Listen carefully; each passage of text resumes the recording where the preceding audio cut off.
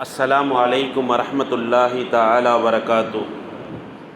சங்கமிக்க அல்லாஹின் அன்புக்குரியவர்களே, நவம்பர் 14 இன்றைய தினம் ஒவ்வொரு பள்ளிக்கூடங்களிலும் குழந்தைகள் தினம் என்பது கொண்டாடப்பட்டு கொண்டு வருகிறது.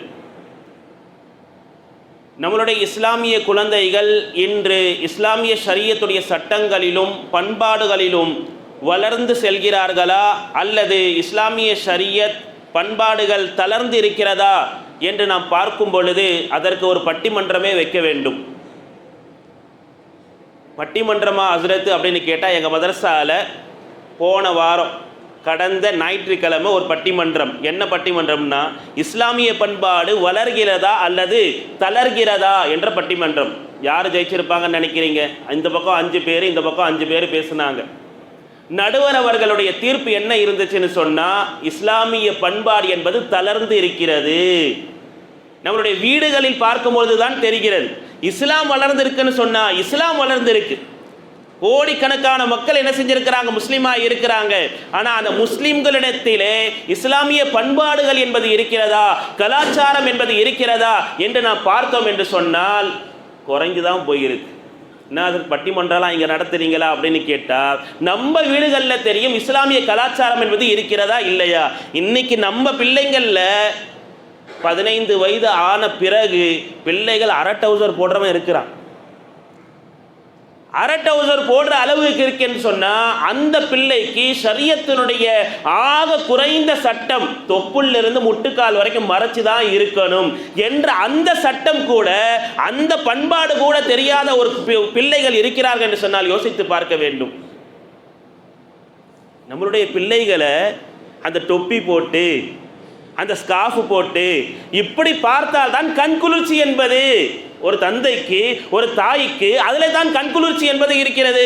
அந்த கண்குளிர்ச்சி எப்பொழுது ஏற்படும்? ஒரு தந்தை ஒரு தாய் பெற்றோர்களாகிய நாம் அந்த குழந்தைகளுக்காக துஆ செய்து கொண்டே இருக்க வேண்டும். குர்ஆன் சொல்லி தருகிறது. சூரத்துல் ஃபுர்கானுடைய 74வது வசனம், அல்லாஹ் சுப்ஹானஹு வ தஆலா இபாதுர் ரஹ்மான், ரஹ்மானுடைய அடியார்கள் என்ற வரிசையில் இந்த சூரத்துல் ஃபுர்கானுடைய 63வது வசனத்தில் தொடங்கி கிட்டத்தட்ட 10 சிஃபத்துகள், அந்த அல்லாஹுடைய ரஹ்மானுடைய அடியார்கள் எப்படிப்பட்டவர்கள் என்று 10 தன்மைகளை சொல்லிக்கொண்டே வரும் பொழுது இந்த 74வது வசனத்திலே இப்படி சொல்கிறான் அல்லாஹ், வல்லதீன யகூலூன, அந்த இபாதுர் ரஹ்மான், அந்த ரஹ்மானுடைய அடியார்கள் என்ன செய்வார்கள் தெரியுமா?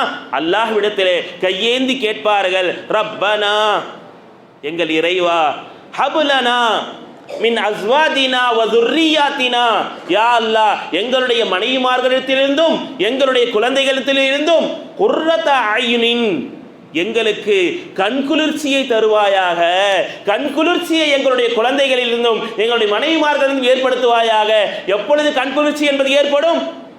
அவங்களுடைய வார்த்தைகளில் இஸ்லாம் என்பது இருந்தால், அவர்களுடைய பேச்சிலே அந்த ஷரியத்துடைய வார்த்தைகள் இருந்தால், அந்த குழந்தைகளிடத்திலே அந்த நடத்தை என்பது இருந்தால், எல்லாம் இருந்தால் தானே அவ குழந்தைகள் தினம் கொண்டாடப்படுகிறது. அந்த குழந்தைகளுக்கு நாம் சொல்ல வேண்டிய அறிவுரைகள் என்னென்ன யோசித்து பார்க்கணும். இந்த வீட்டில் இருக்கும்போது இப்படி ட்ரெஸ் போடணும், வெளியே போனால் இப்படி தான் ட்ரெஸ் போட்டுட்டு போகணும் அப்படின்னு நம்ம பெண் பிள்ளைகளுக்கு சொல்லி வளர்க்கணும். இன்னைக்கு மக்தப் மதர்சாக்களுக்கு குழந்தைகள் வருகின்ற அந்த தோற்றத்தை வைத்து அந்த வீட்டில் என்ன இஸ்லாம் இருக்குன்னு தெரிஞ்சுக்கலாம். வெளியில நம்ம குழந்தைகளை கூட்டு வரும் பொழுது ஒரு 4 வார்த்தைகள் நம் குழந்தைகள் பேசுகிறார்களே, அந்த வார்த்தைகளை வைத்து அவர்களுடைய நடவடிக்கை, கேரக்டர், பிஹேவியர், அதை வச்சு நம்ம என்ன செஞ்சுக்கலாம், தெரிந்து கொள்ளலாம் நம்மளுடைய வீட்டில் இஸ்லாம் என்பது எவ்வளவு வளர்ந்து இருக்கிறது, எவ்வளவு தளர்ச்சி பட்டு இருக்கிறது. பெற்றோர்கள் துஆ செய்ய வேண்டுமே. குர்ஆன் சொல்லி தருகிறது, ரப்பனா ஹப்லனா மின் அஸ்வாஜினா வ துர்ரியாத்தினா, எங்களுடைய பிச்சலங்களில் இருந்தும் எங்களுடைய மனைவிமார்களில் இருந்தும் எங்களுக்கு கண்குளிர்ச்சியை ஏற்படுத்துவாயாக. வஜஅல்னா லில் முத்தகீன இமாமா, அந்த வசனம் எப்படி முடிகிறது? இறையச்சமுடையவர்களுக்கு நேர்வழி காட்டியாக, வழிகாட்டக்கூடியவர்களாக எங்களை நீ ஆக்குவாயாக. நாம அப்ப சரியா இருக்கணும்னு சொல்லுங்க. நாம் இஸ்லாமிய ஷரியத்துடைய பண்பாட்டில் இருந்தால்தான் நம்முடைய பிச்சலங்களும் நம்முடைய மனைவிமார்களும் சீராக வருவார்கள் என்பதை அல்லாஹ் அந்த வசனத்திலே அழகாக சொல்லி காட்டிவிட்டார். நபிமார்கள் அப்படிதான் இருந்தாங்க.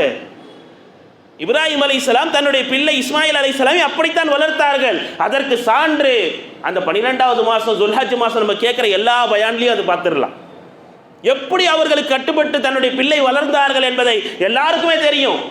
ஒரு தந்தை மகன் என்று சொன்னாலே யாருக்கு நம்ம ஞாபகம் வரும்?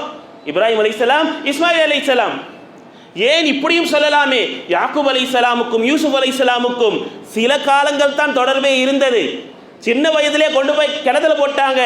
அந்த நாட்பட்ட அந்த நடுவரிசையிலே அவர்களுக்கு கற்றுக் கொடுக்கப்பட்ட ஒழுக்கங்கள் ஏராளம். எனவே தான் அவர்கள் ஒரு நாட்டினுடைய அமைச்சராக அவர்கள் மாறினார்கள்.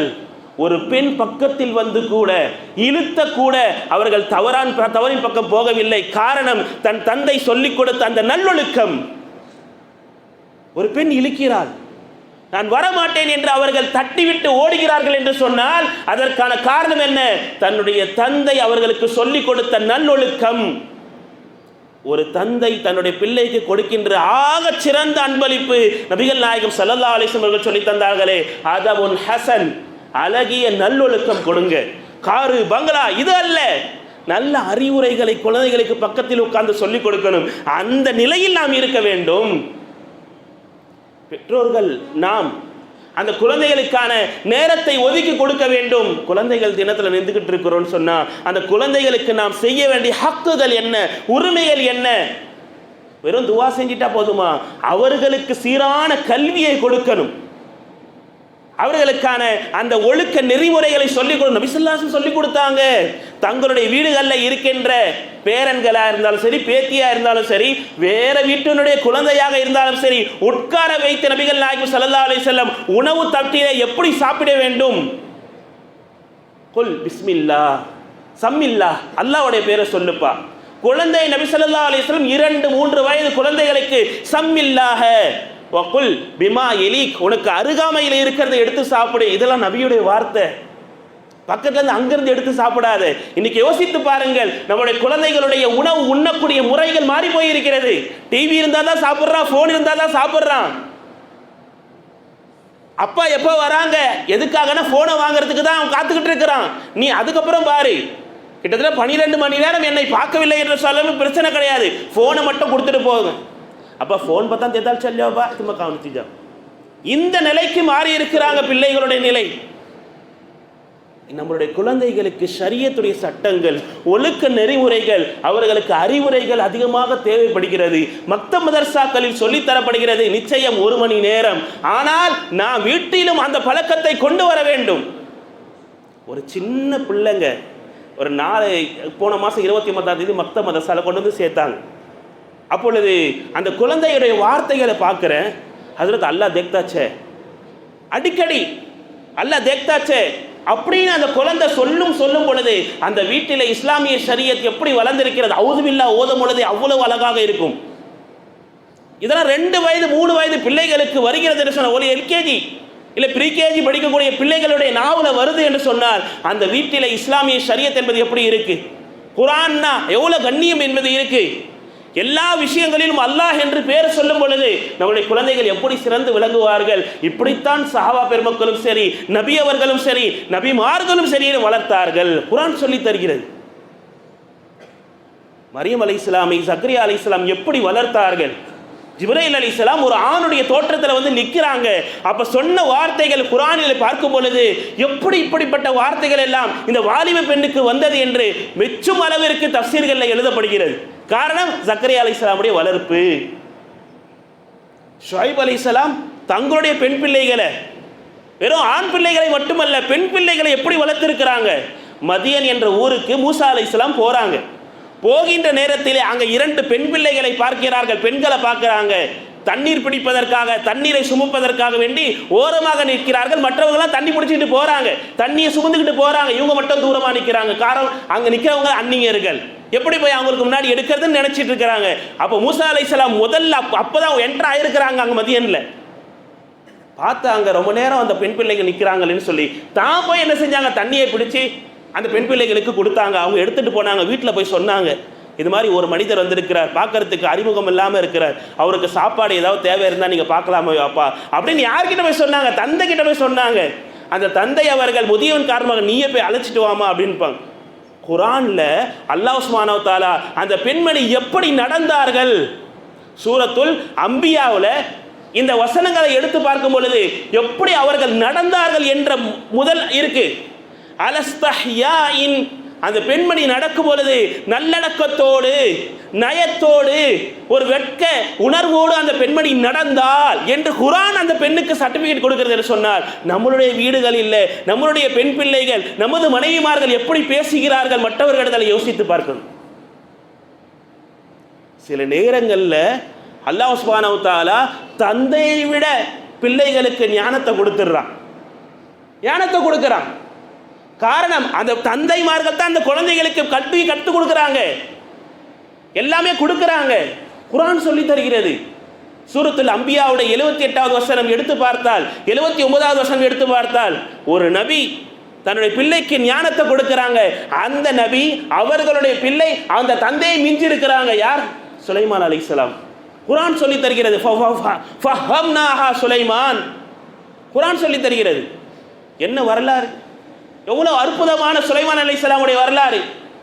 தாவூத் அலைஹிஸ்ஸலாம் அரசராக இருக்கிறாங்க. அப்பொழுது ஒரு கூட்டத்தின விவசாயிகள் வராங்க. குர்ஆன் சொல்லி தரக்கூடிய வசனம் சூரத்துல் அம்பியா, நீங்களும் எடுத்து படித்து பார்க்கலாம். வராங்க, வந்து விவசாயிகள் சொல்றாங்க, எங்களுடைய பயிர்களை எல்லாம் சில ஆடுகள் வந்து மேய்ந்து நாசமடைச்சு, அறுவடை செய்யக்கூடிய நேரம் அது பசுமையான அந்த நேரத்தில் இப்படி செஞ்சிருச்சு அப்படின்னு சொன்னால் அந்த இடையர்கள் கூட்டம்லாம் வராங்க. வந்து என்னப்பா உங்களுடைய ஆடுகள்லாம் இந்த விவசாய நிலத்தில் நாசம் செஞ்சிருச்சா? ஆம் அரசர் அவர்களே, தாவூத் அலைஹிஸ்ஸலாம் கிட்ட சொன்னாங்க. குர்ஆன்ல வருது. உடனே தாவூத் அலைஹிஸ்ஸலாம் விளக்கம் கொடுத்துட்டாங்க, தீர்ப்பு கொடுத்தாங்க. என்ன, உங்களுடைய ஆடுகள் தானே அந்த விவசாய நிலத்தை நாசம் செஞ்சது, எனவே அந்த ஆடுகள் மொத்தமாக யாருக்கு கொடுத்துருங்க? அந்த விவசாயிகளுக்கு கொடுத்துருங்க. நிலமும் அவங்களுக்கு சொந்தம், ஆடும் அவங்களுக்கு சொந்தமாயிருச்சு. வெறும் கையோடு நிற்கிறாங்க இளையர்கள், வெறும் கையோடு அழுகுறாங்க, புலம்புறாங்க.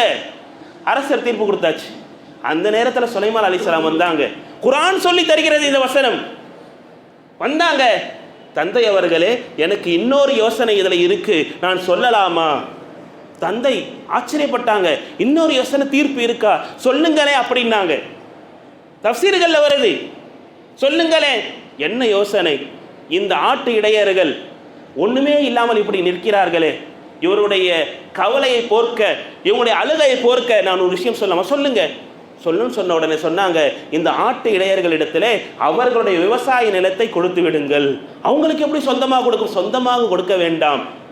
அவர்களுக்கு ஒரு 3 மாதங்கள் நேரம் கொடுத்து இந்த பயிர்கள் எப்படி இதற்கு முன்னால் பசுமையாக இருந்ததோ, அறுவடை செய்யக்கூடிய காலமாக இருந்ததோ, அது போன்று வர வைக்கும் வரை அவர்கள் நீர் பாய்ச்சட்டும், அதில் விதைகளை இடட்டும். அவர்கள் வளர்ந்த பிறகு இதை அவர்களிடத்தில் கையில் கொடுக்கட்டும். அதுவரையிலும் இந்த விவசாயிகளுக்கு இந்த ஆடுகள் சொந்தமாகவே இருக்கட்டும். இவர்கள் அதை பராமரித்து அதிலே வருகின்ற அதனுடைய ஆட்டினுடைய பால்களை அவர்கள் எடுத்துக்கொள்ளட்டும். மிகச்சிறப்பான ஒரு தீர்ப்பு ஆயிற்று. தன்னுடைய மகனை மெச்சியதாக குர்ஆன் சொல்லி தருகிறது. காரணம், அப்படி வளர்த்தார்கள் தாவூத் அலைஹிஸ்ஸலாம், சுலைமான் அலைஹிஸ்ஸலாம் அவர்களை. அல்லாஹ் அந்த ஞானத்தை கொடுத்தான்.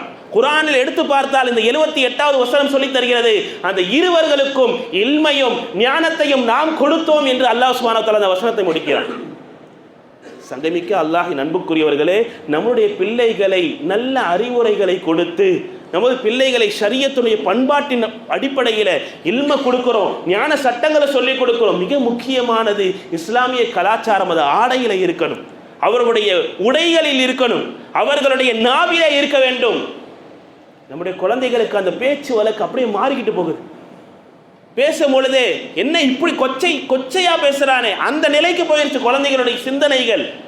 இன்னைக்கு கேம் இருந்தா போதும், இன்னைக்கு போன் இருந்தா போதும், இப்படித்தான் அவர்களுடைய லைஃப் ஸ்டைல் மாறிக்கொண்டே போகிறது. மாடர்னா போயிட்டே இருக்கிறான்.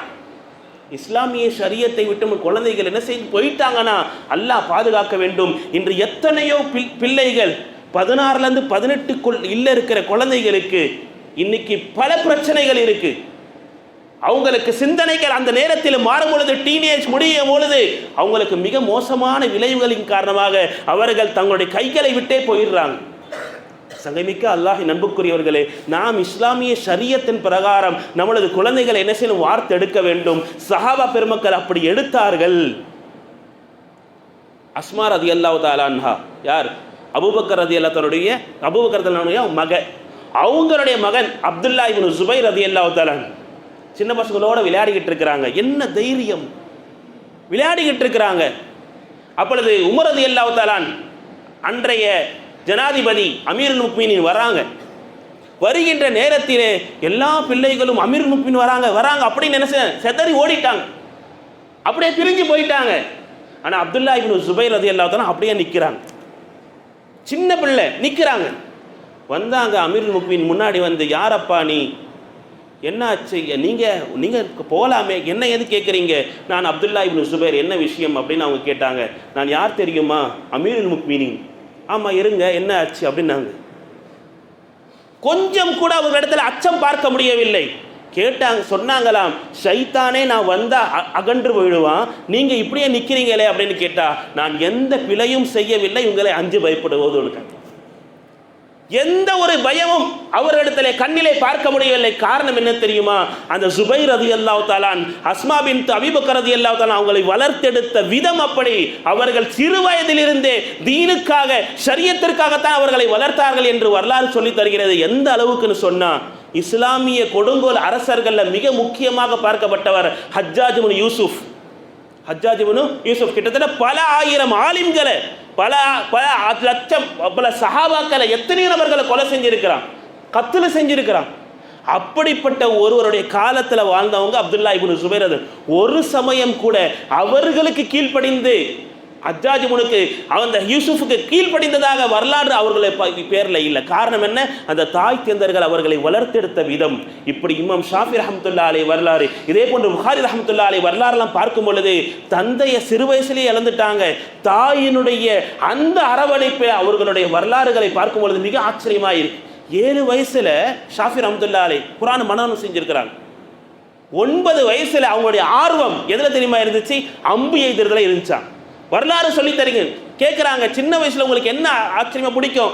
எனக்கு அம்பு எய்தறதுல பிடிக்கும். இப்படி சொல்லுவாங்களாம், நான் 10 அம்பை விட்டேன் என்று சொன்னால் 9 சரியாக இலக்கை போய் தொடும், 1 தான் மிஸ் ஆகும். யார் சொல்றா? இமாம் ஷாஃபி ரஹ்மத்துல்லாஹி அலைஹி. இந்த உலகம் போற்றும் அளவிற்கு அவர்கள் சிறந்து இருக்கிறாங்க அப்படின்னு சொன்னா, அவங்க தாய் சொன்னாங்க, உன்னுடைய சிந்தனை இதில் வரக்கூடாது, நீ மதீனாவுக்கு சென்று அங்கே மாலிக் ரஹ்மத்துல்லாஹி அலைஹி இருப்பாங்க, அவங்க இடத்துல ஹதீஸை பயிலுன்னு சொன்னாங்க. 9 வயசுல மாலிக் முஅத்தா ரஹ்மத்துல்லாஹி அலைஹி, மாலிக் ரஹ்மத்துல்லாஹி அலைஹி முஅத்தா என்ற அந்த கிதாப் முழுமையாக மனனம் செஞ்சிருந்தாங்க.